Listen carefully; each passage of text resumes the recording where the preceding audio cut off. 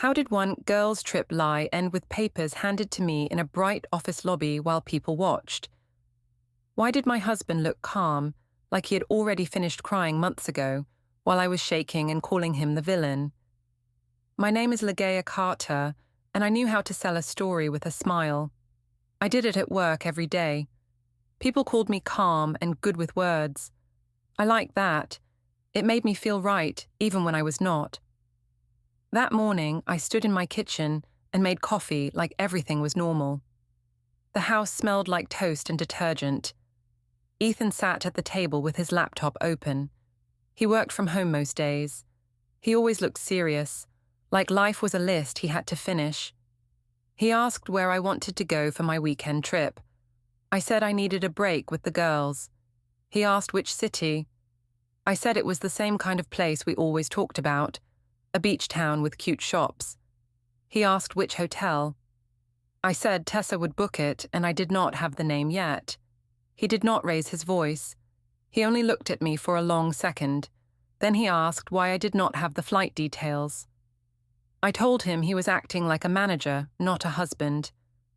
I said he should trust me. I said his questions made me feel small. In my mind, that was fair. Ethan loved control. He loved plans. He loved knowing every detail. People like that could turn a marriage into a schedule. I told myself I was only taking my space back. A notification flashed on his phone on the table. I saw it for half a second. It looked like a calendar reminder with a place name and a time, something like Riverside 3:30 p.m. He turned the phone over right after that. I acted like I did not notice. I told myself it was probably a work meeting. I kissed the top of our daughter's head as she walked by with her backpack. Avery asked if I was going to bring her a souvenir. I said yes, and I promised something shiny and fun. Miles ran around the chair and bumped his knee. Ethan lifted him and asked if he was okay. Miles nodded and hid his face in Ethan's shirt. Ethan looked like a good father. That should have made me softer. It did not. It made me feel trapped. It made me feel like everyone expected me to be grateful and quiet forever. Before I left for work, I saw a folder on the counter. It had a simple label, Utilities. Next to it was another one, Bank. Ethan loved labels. I rolled my eyes and told him he was turning our home into an office. He said he was just staying organized. I told him he was acting like I could not be trusted with money. He said he did not say that. He did not fight back. That annoyed me more than any argument. At the office, I slipped into my role like a jacket. I was the customer support team lead. I fixed problems, smoothed feelings, and made hard things sound easy. In the break room, I opened my phone and showed Tessa our group chat. The name at the top said Girls' Weekend. Tessa sat on the counter and swung her legs. She asked if I was really going through with it. I told her yes. I said Ethan was being weird again. I said he was on my case about everything. She said Ethan was lucky to have me, and that I had been too good for too long. That made me smile. A coworker walked in and asked where I was traveling. I said I was going out of town with friends. The coworker asked if my husband was okay with it. I laughed and said he had to be okay with it. I said I was not his property. I said marriage was not a cage. I watched the coworker's face shift. She looked impressed, like I was brave. That feeling warmed my chest. It was easy to paint Ethan as a problem when people wanted a simple story. A controlling husband, a woman finding herself. It sounded clean. Later, in a small conference pod, I checked my phone under the table during a meeting. A message from Brent popped up. It was short. It said he missed me, and it included an address. I felt a quick rush, like stepping into bright light. I tapped the message, then I locked the screen fast. I told myself I was careful. Brent was not part of my girls' trip. He was the real plan. He was the secret that made me feel chosen. He always said I deserved more than routine. He said Ethan did not see me. He said I was too young to live like an old married woman. I did not think of it as betrayal. I thought of it as balance. Ethan had stability. Brent had excitement, and I had needs. That was how I framed it. That evening, Tessa and I met at a rooftop bar. The place was loud, bright, full of people who wanted to be seen. The city lights looked like glitter. Tessa took pictures of our drinks and our faces. She asked if I wanted to post. I said yes. I wanted proof in the open, even if the proof was fake. Tessa asked if Ethan would be upset. I said Ethan always found a reason to be upset. I said he treated me like a teenager who needed permission. I said he had a jealous streak. The way I said it made it sound serious, like I was protecting myself. A few friends from our circle joined. Someone asked if Ethan was coming. Tessa laughed and said Ethan was not fun. She said he would probably ask for everyone's ID and check the exit signs. People laughed. I laughed too. I could have stopped it. I did not. My phone buzzed. Ethan asked when I would be home. I told Tessa he was tracking me again. I showed the text to the table like it was evidence of his behavior.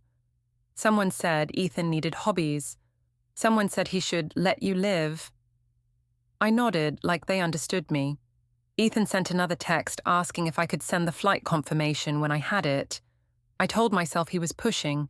I told myself he wanted control.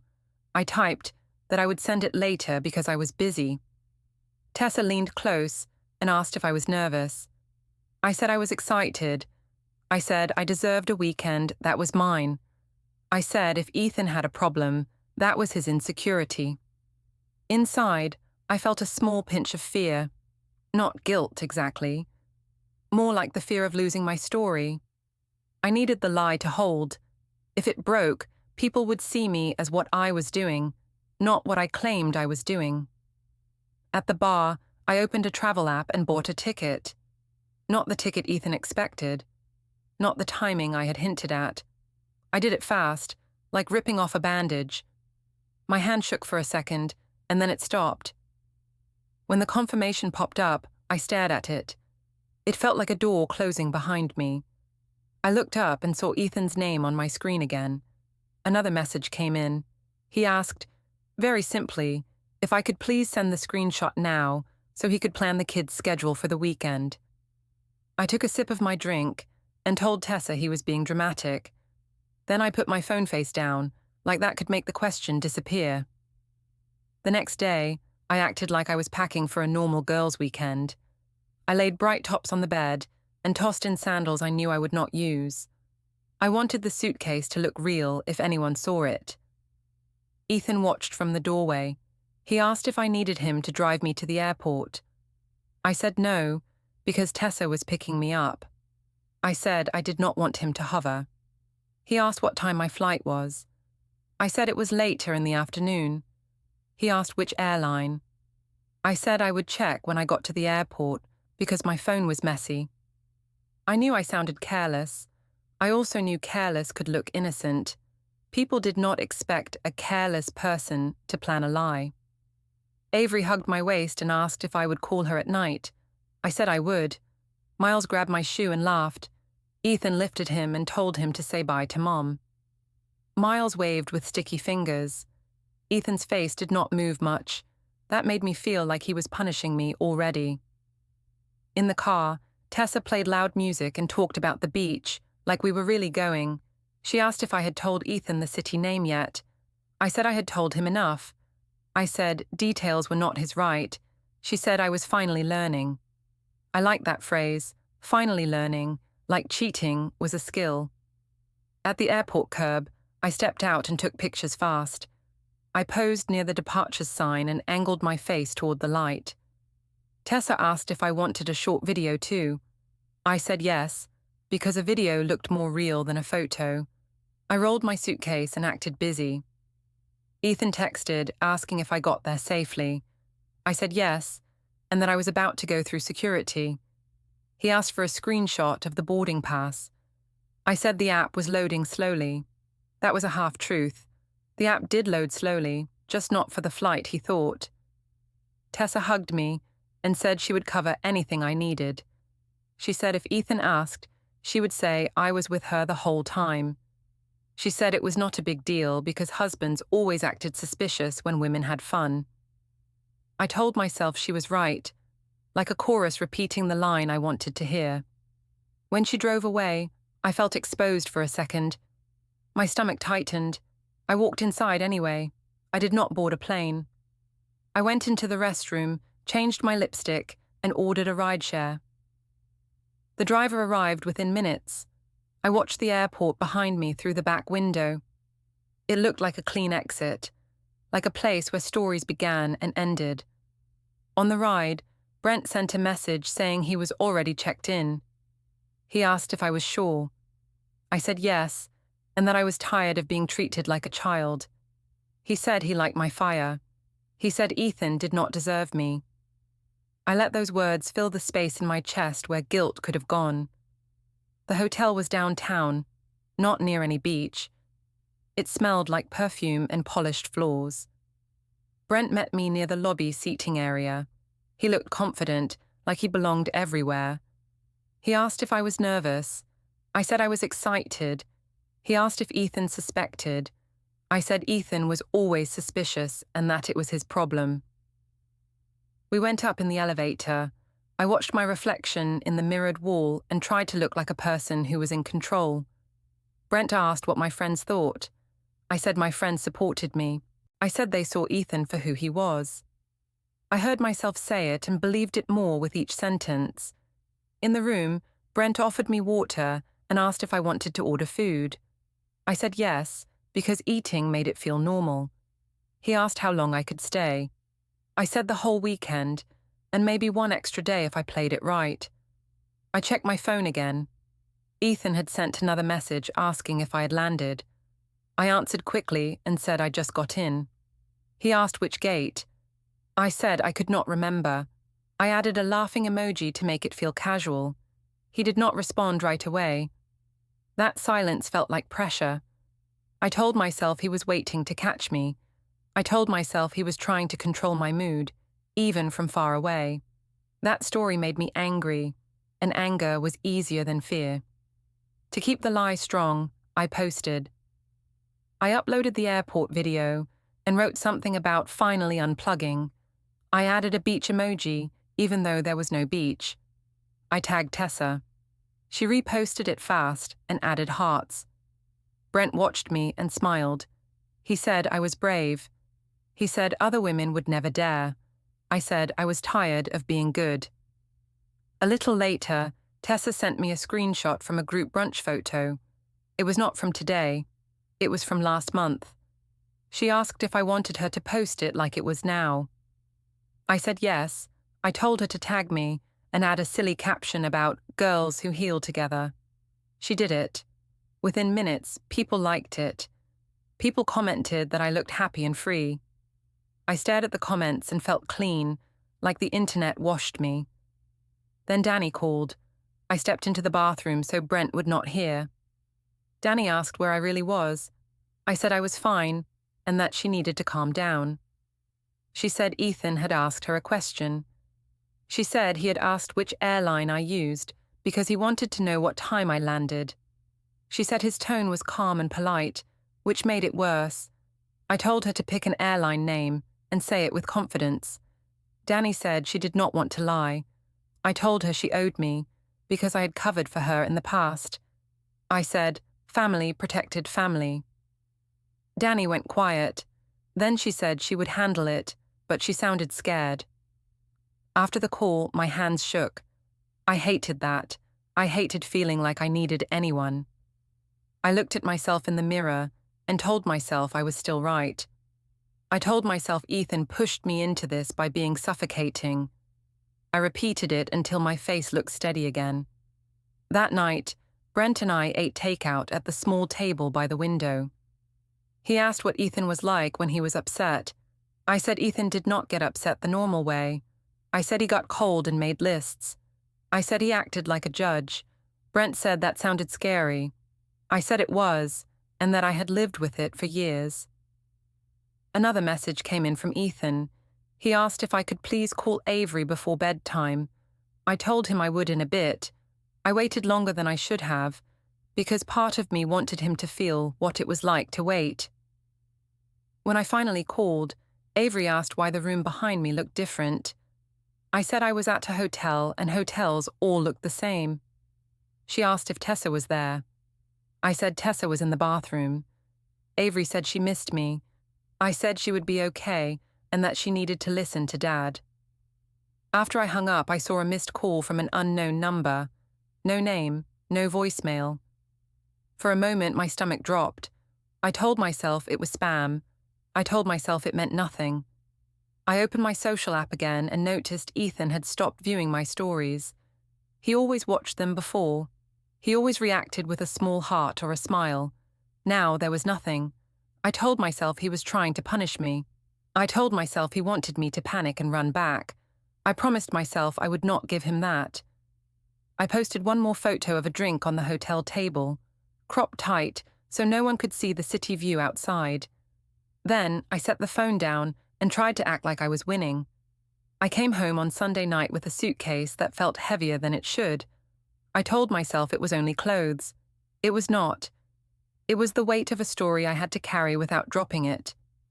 In the rideshare, I checked my phone and searched my own posts like a stranger.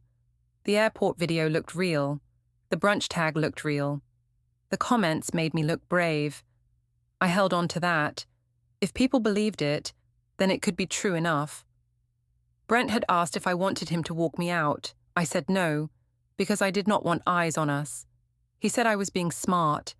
He said Ethan would never find out if I stayed calm. I said I was calm. I was not calm. My hands kept going cold. At the airport, I bought a snack and a bottle of water with my card because my cash was gone. I remembered it right after I tapped the screen. For a second, I froze. Then I told myself it was one small charge. I told myself banks made mistakes all the time. I told myself Ethan never looked at those details.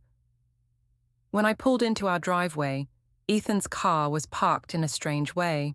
It faced the street instead of the garage. It looked ready to leave. I told myself he was just tired and did not bother to park properly. I told myself I was reading too much into it. Inside, the house was quiet. Avery sat on the rug with a coloring book. Miles pushed a toy truck along the baseboard. Ethan stood at the counter and rinsed dishes like a person in a commercial. He asked if I had a safe trip back. I said yes, and that it was relaxing. He asked if the flight was delayed. I said a little, but it was fine. He looked at me and asked where Tessa was. I said she stayed behind because she had work early. He nodded once. He did not ask more. That should have made me feel lucky. It made me feel watched. Avery ran to me and hugged my legs. She asked if I brought her something shiny. I said yes and pulled a small keychain from my pocket. I had bought it at a hotel gift shop because I needed something fast. Avery smiled anyway. That made my chest pinch. Ethan told the kids it was bedtime. He asked if I could read one story. I said I was too tired from traveling. I made my voice soft so it sounded reasonable. He said he would do it. He carried Miles like it was nothing. He moved like he had been doing it alone for days. When the kids were gone, Ethan asked if I could share a few trip photos for the family album. He said Avery liked looking at pictures. I said of course and laughed like it was easy. I opened my camera roll and felt my throat tighten. I had photos, but they were wrong. I had cropped them. I had hidden signs. Still, the wrong details could leak. I said I needed to shower first. Ethan said okay. He did not follow me. He did not argue. He just wiped the counter again, slow and careful. In the bathroom, I sat on the edge of the tub and scrolled through my images. I deleted a few more. I kept one message thread from Brent, then I deleted it, then I restored it from the trash, then I deleted it again. I told myself I was being safe. I also told myself I deserved a backup, because men like Ethan could twist anything against me. When I finally came out, I noticed 2 mugs on the counter. One was near the sink, one was near the far edge. It looked like 2 separate lives. Ethan's laptop was closed, even though he always left it open at night. I asked if he was done working. He said he was done for the day. His voice was flat, like he practiced it. The next morning at work, my coworkers greeted me like I had returned from a vacation that mattered. Someone said I looked refreshed. I said I felt so free. I let that word float in the air. Free. It made me sound like a survivor. In the elevator, a coworker who followed me online asked why my background looked like a city hotel, not a beach. She said it jokingly, but her eyes stayed on me. I laughed and said the girls picked a cute rental near town. I said we wanted shops and food more than sand. She said that made sense, but she still looked unsure. During lunch, I checked my phone again. Ethan had not liked my posts. Ethan had not replied to my good morning text either. I sent another message asking if he was okay. He replied hours later and said he was fine and busy with the kids. He did not add a heart. He did not add a smile. It felt like he was taking something from me. After work, I went to the supermarket to buy family items. I wanted the cashier to see me. I wanted neighbors to see me. I wanted normal. I filled my cart with cereal, fruit, and diapers. I even grabbed Ethan's favorite coffee pods, like a peace offering I could point to later. At the checkout, the reward screen popped up with my recent activity. I did not look at it. I tried not to breathe. Then I heard Ethan's voice behind me. He asked if I needed help carrying bags. I said I was fine. He said he could take the heavy stuff. I said it was okay. His tone was polite, almost like we were coworkers in a hallway. The cashier scanned my items. The little screen showed my points and recent purchases. Ethan glanced at it once. Then he asked, very calmly, why the account showed a purchase in a different city 2 nights ago. He did not accuse me. He did not say Brent's name. He did not raise his voice. He asked like a person checking a fact. I laughed too fast. I said apps made mistakes. I said reward systems mixed locations. I said it happened to people all the time. Ethan nodded slowly and asked which store it was, because he could call and fix it. I said it did not matter. I said he was proving my point by making a problem out of nothing. The cashier pretended not to listen, but I saw her eyes flick to Ethan and back to me. I hated that. I hated being judged in public. I hated that Ethan's calm made me look emotional. Outside, Ethan carried the bags to his car. His car still faced the street. He put the bags in the trunk like he had done it 100 times alone. He asked what time I would be home. I said soon. He asked if I could help with bedtime. I said yes, but I said it like I was doing him a favor. On the drive back, I watched him in the side mirror. He looked tired. He also looked steady. That made me angry. I wanted him messy. I wanted him loud. Loud men are easy to label. Calm men are harder. At home, I walked in and saw a folder on the counter again. This time, it was not utilities. It was household. It was thick, like it had grown. I asked if he was making a file about me. He said he was organizing family things. I said he was acting like a lawyer. He said he was acting like a parent. Later, when I went to get a blanket from the hall closet, I heard a low hum from the garage. It sounded like a shredder. It stopped when I froze. Then it started again, softer, like he did not care if I heard it. I stood there with the blanket in my hands and told myself he was only cleaning. I told myself I was still in control. But my stomach kept twisting, like my body knew my story was starting to crack. The next day, I decided I needed to get ahead of the story. I could feel it slipping. When Ethan stayed calm, people stopped seeing him as the bad guy. I could not let that happen. In the morning, I talked to my mum on the phone while I made lunch for the kids. She asked what was wrong with Ethan. I told her he was acting cold and strange. She said cold men were dangerous in quiet ways. She said I needed to protect myself. I liked how that sounded. Protect myself. It made me feel like a victim instead of the person who lied. When I drove to school pickup, I practiced lines in my head. I told myself I was not lying now. I was framing. I told myself framing was necessary when the truth would be used against me. In the pickup line, Avery sat by the window and watched other families. When she climbed into the car, she asked why Dad slept in the guest room. She asked it like a small question, but it hit hard. I said Dad needed space because he worried too much. I said grown-ups sometimes needed quiet. I said it was not her problem. Ethan arrived a minute later with Miles, because he had picked Miles up from daycare. He put Miles in the seat and checked the belt. He asked if I could take the kids home because he had an errand. I asked what errand. He said it was personal. He did not explain. I said he was always disappearing now. He said he told me where the kids were and that was what mattered. I told him he was being secretive. He said he was being careful. That word annoyed me. Careful. It sounded like I was the unsafe one. At home, I tried to make the day look normal.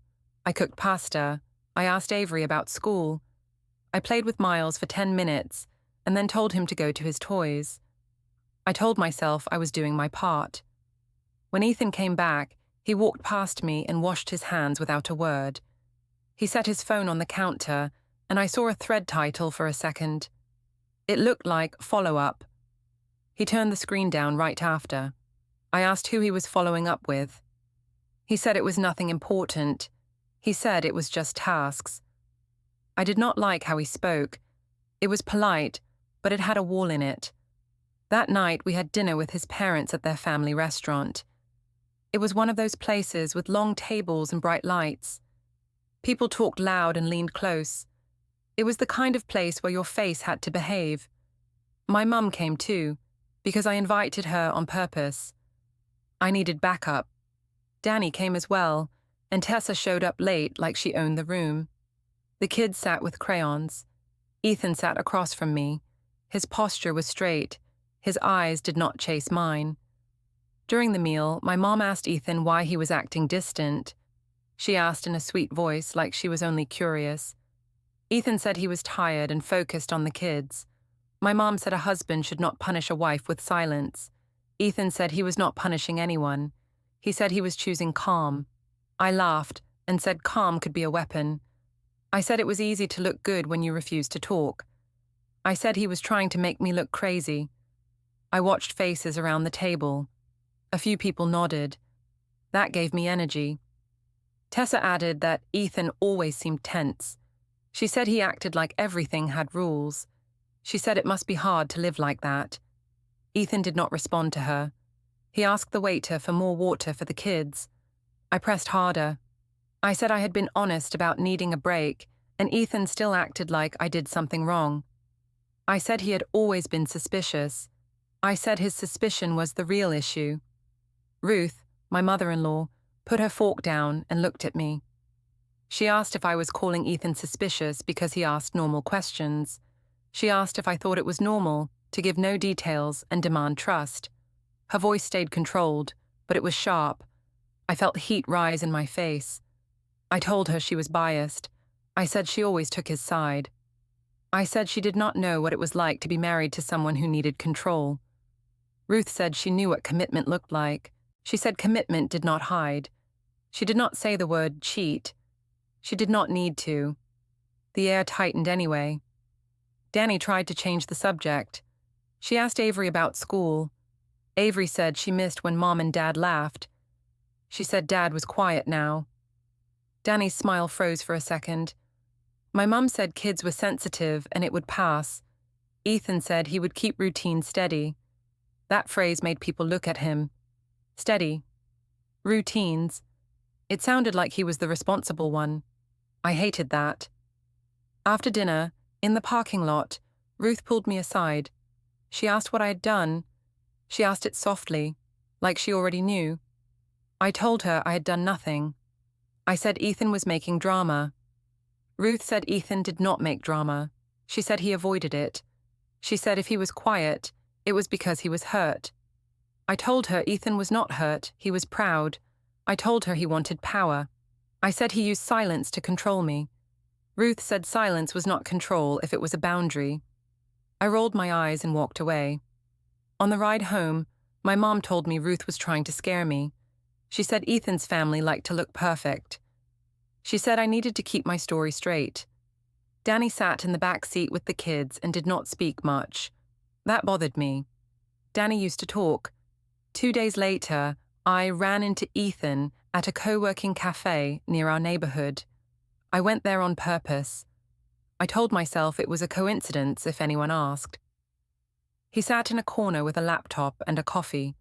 He looked like a stranger. A tiny smell of toner clung to him, like paper had been near him all morning. I walked over and asked what he was doing. He said he was working. I asked why he could not work at home. He said home was busy and he needed focus. I asked if he was avoiding me. He said he was avoiding conflict. I leaned in and asked if he was collecting things about me. He looked at me for a long moment, then asked why I thought that. I said because he was acting like a person with a plan. He said he did have a plan. He said it was a family plan. I noticed a sticky note beside his laptop. It said, in simple writing, "Bring forms." I asked what forms. He said school forms. He said he was helping Avery's class with a field trip. I did not believe him. I wanted to believe him, but I did not.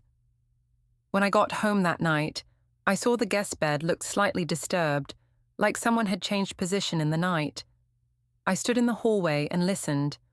I heard a soft click from a locked drawer in our room. Ethan walked past me with a calm face and asked if I wanted tea. I said no, because my throat felt tight. I told myself he was turning everyone against me. I told myself he was the villain. But the more I repeated it, the less it worked, like a lie that started to taste bitter. I decided I needed to shake him. His silence was turning me into the loud one, and I hated that. When Ethan argued, I could say he was cruel. When he stayed calm, people started asking what I had done. So I told myself the right move was to make him react. I told myself I was fighting for our marriage. I also told myself I deserved a man who chased me. That morning, I met Tessa at the gym cafe. Even though I barely worked out, I wanted an audience. The cafe was bright and open, with people in athletic clothes and earbuds. I sat where others could hear. Tessa asked if Ethan was still acting strange. I said he was being cold on purpose. I said he wanted me to beg. I said he liked power more than love. Tessa said I should not let him win. I laughed and said I would not. When my phone buzzed, I saw Ethan's name. He asked what time I would be home for the kids. He asked it politely, like a schedule note. I did not answer right away. I told Tessa he was checking on me, and I said it loud enough for a woman nearby to glance over. I typed back an hour later and said I would be home when I was home. I added that he should handle bedtime because he was so organized. Tessa smiled like I had said something smart. On the drive home, I rehearsed a new story. I told myself Ethan was becoming controlling with money now. I told myself that if I said it first, people would believe it. I also told myself that if he ever tried to protect himself, I could call it punishment. In the stairwell at home, Ethan met me halfway up with Miles on his hip. He asked if I could take Miles while he finished a work call. I said I was tired. He nodded and carried Miles the rest of the way. He did not sigh. He did not look angry. It felt like walking into a wall. Later, in the kitchen, he asked for the family credit card back. He said he wanted to keep spending simple and tracked. I laughed and asked if he was trying to control me. He said he was trying to control bills. I said bills were not an excuse to treat me like a risk. He asked why I was turning it into a fight. I said because it was a fight when a husband took things away. He did not take it from my hand. He waited, like he was giving me a choice. That made me mad, because it made him look fair. I held the card up and told him he was financially pressuring me. I said he was doing it to punish me for going on a trip. He said he was not punishing me. He said he was setting clear lines so the kids were covered. Then he asked for the card again, calmly. I gave it to him with a sharp motion, like I was being forced. I wanted him to feel guilty. He only put it in his wallet and said thank you. That evening I went to the pharmacy, not because we needed much, but because I wanted to be seen. In the queue, I ran into a neighbor I knew from school pickup. She asked how I was doing. I let my face fall a little and said it had been stressful. She asked if Ethan was okay. I said Ethan was distant and cold. I said he acted like I was always wrong. I did not say I lied. I said I felt alone. The neighbor asked if we were going to counseling. I said Ethan refused to talk and that I could not force him. That was not true. Ethan had asked for calm talks more than once, but I needed the neighbor to carry my version into the street. I needed whispers that helped me. When I got home, I heard a printer sound from the small office, like paper feeding through. When I walked closer, it stopped. Ethan came out with a neutral face and asked if the pharmacy had what we needed. I said yes. I stared at his hands, expecting to see something. He had nothing. That almost felt worse. In the hallway, I tried the guest room door. It was locked again. I knocked and asked why he was acting like a stranger in our house. He opened it just a crack. He asked what I needed. I said I needed my husband back. I said I needed him to stop hiding. I said he was ruining the family with this silent game. He said he was not hiding. He said he was sleeping so the kids could rest without hearing us. I said the kids were already hearing us. I said they heard his coldness. I said Avery asked questions. I watched his eyes flick for a second, like that hit him. I pressed harder and said if he cared, he would fight for me instead of acting like a robot. He asked if I wanted to talk in the kitchen. I said yes, because I wanted a scene where the house could witness it. In the kitchen, he stood near the sink and I stood near the counter. The space between us felt like a rule. He asked me to tell him the full truth about the trip. He said he needed simple facts so he could make decisions for the kids and the home. I laughed and asked what decisions. He said decisions about schedules, money, and routines. He said he could not plan on confusion. I told him he was dramatic. I told him he was trying to scare me with big words. He asked why I could not show the flight confirmation now. He asked why my details changed. He asked why I got angry every time he asked a basic question. I said, because basic questions were not basic when they came from someone who did not trust me. I said his mistrust was the real betrayal. I said he had pushed me away for years by making everything about rules. He listened without interrupting. Then he said he had not pushed me away. He said he had built a life with me and our kids, and he had tried to show love in steady ways. He said if I needed more, I could have said it. I told him I did say it, and he ignored me. That was not fully true, but I needed it to be true.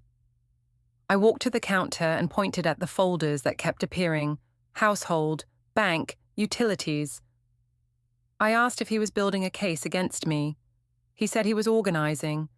I said organizing was just control with a nicer name. He did not react. Then I noticed his keyring on the counter. There was a new key on it, bright and unused. I asked what it was for. He said it was for storage. I asked what storage. He said it was personal and that it helped keep the house calm. I laughed and said he was being dramatic again. He did not answer that time. My phone buzzed and it was Danny. She asked if I was okay. I said Ethan was acting scary in a quiet way. I said he was changing and I did not know who he was. Danny asked if I had told the truth about the trip yet. I told her she needed to be loyal. Danny went quiet and said she cared about the kids more than my pride. I snapped that she was judging me. Danny said she was worried. After the call, I tried a different tactic. I softened my voice and said I was sorry for being stressed. I said I needed affection, not paperwork and schedules. I watched his face for a reaction. He stayed still. He asked if I was admitting I lied. I said I was admitting I felt trapped. I said it was his job to make me feel safe. He looked tired then, finally. Not angry, just tired. He said he would not fight in circles anymore. He said he would not shout, and he would not beg. He said he would handle it properly. I thought Ethan's properly line was just another way to scare me. I told myself he was too soft to do anything real. I even told myself he was bluffing because he was hurt and embarrassed. That story kept me calm for one night. The next day, I went to work like normal. I wore a simple blazer and did my makeup the way I did when I needed people to respect me. I told myself I was the stable one. I told myself Ethan would calm down once he saw I was not folding. Around midday, my manager asked me to step out for a minute. She said it would be quick. I followed her to the office tower lobby because it was quieter there. The lobby was bright and open, with glass doors and a security desk. People walked through with coffee and badges. I hated being visible when I did not choose it. A person approached and asked if I was Ligeia Carter. I said yes, because that was my name, and I had done nothing wrong in my own mind. The person asked me to confirm my address. I hesitated, then said it. They handed me a thick envelope and said I had been served. My manager's face went stiff. A coworker I knew from the elevator slowed down near the plants and pretended to check her phone. The security guard looked up. I felt heat rush into my cheeks. I asked what it was. The person said it was family law paperwork. They did not sound angry. They sounded like a person doing a normal job. I tore the envelope open with shaking fingers. I told myself it could be a scare letter. I told myself it could be a threat that meant nothing. Then I saw the words that made my stomach drop. It was a divorce filing. There were temporary orders attached. The date on the page was today. I read in pieces because my eyes would not stay steady. The papers said there was a temporary parenting schedule and temporary financial rules. It said neither of us could move the kids out of the area without agreement. It said exchanges would be calm and on time. It said communication should be about the kids and be respectful. It said records should be preserved and not destroyed. I felt my mouth go dry. My hands kept flipping pages like I could find a different ending inside the envelope. I looked up, and Ethan was there. Not close, not blocking me.